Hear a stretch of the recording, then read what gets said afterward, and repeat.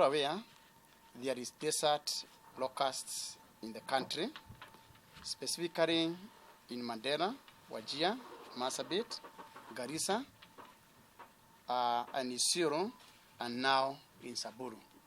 We have confirmed that 30 minutes ago. The first swarm crossed the border into Kenya from Somalia on 28 December 2019. Other swarms continued coming in from Ethiopia, with additional ones from Somalia. We recognize that the pest invasion and potential to spread rapidly to other counties. Let me take it again. We recognize that the pest invasion and potential to spread rapidly to other counties pose unprecedented threat to food security and livelihoods in the country. In response to this threat, the government immediately responded by mobilizing technical officers on the ground to start the control operations and training local people to support both the on-the-ground interventions and the aerial control crew. The government made available and distributed to the affected counties the required support in the form of pesticides, vehicles-mounted sprayers, motorized knapsack sprayers, handheld ultra-low volume sprayers, and personnel protective equipment. Following this initial response, we have managed to spray several large swarms of locusts and are currently tracking others with trained officers in the counties of Mandera, Wajir, Marsabit. Today, the government has deployed a second air spray aircraft to Isiro to reinforce the operations. Further, we have intensified monitoring through chiefs, elders, county commissioners, and community members by asking that they locate and report sighting of any locust swarms at their nesting habitats.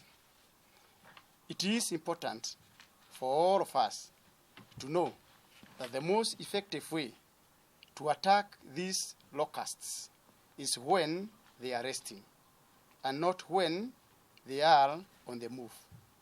This way, whole swarms can be attacked early mornings as they rest.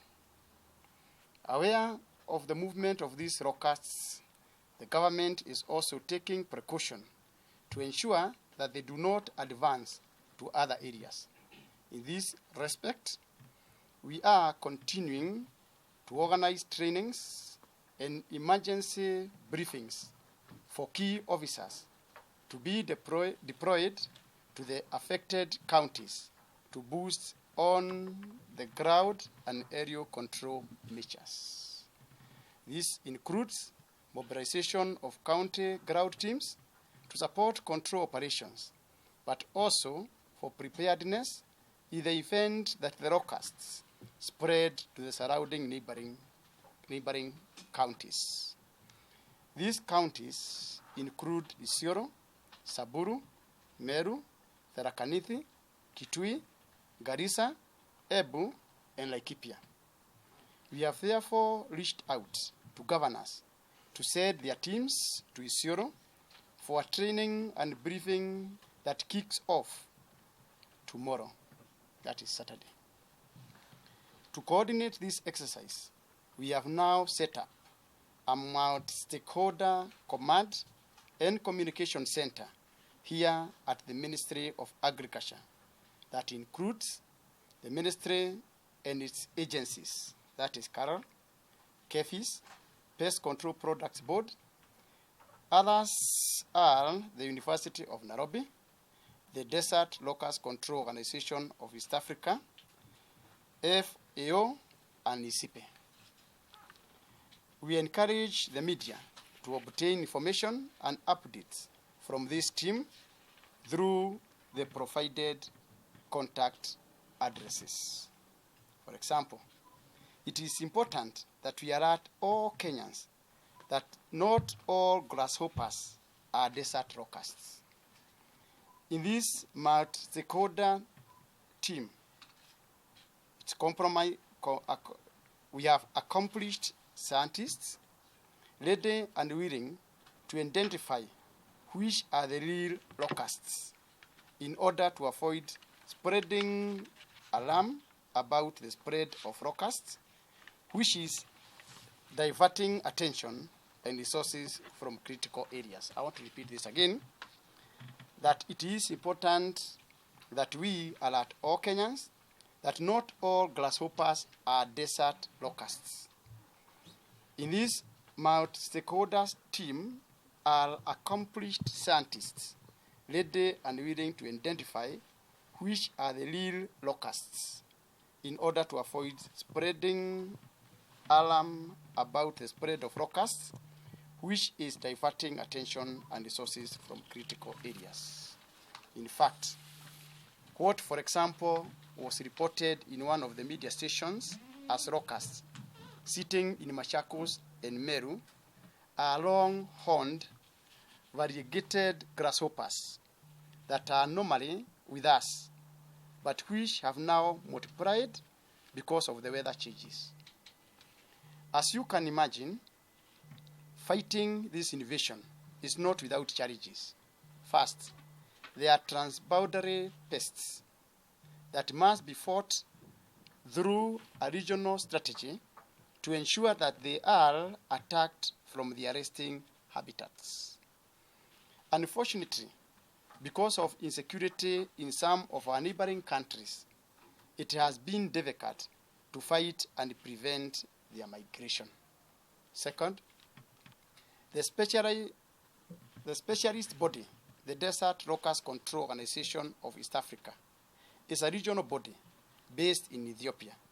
It has the mandate of mobilizing both financial and technical resources.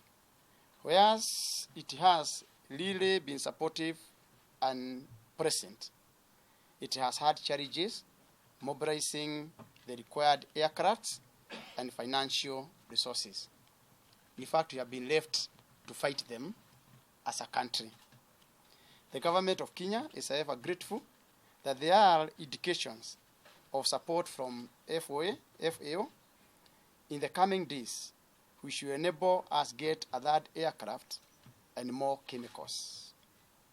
We want to assure Kenyans that we are doing everything possible to eliminate this invasion and urge the members of the public to remain calm as we work around the clock to arrest the situation.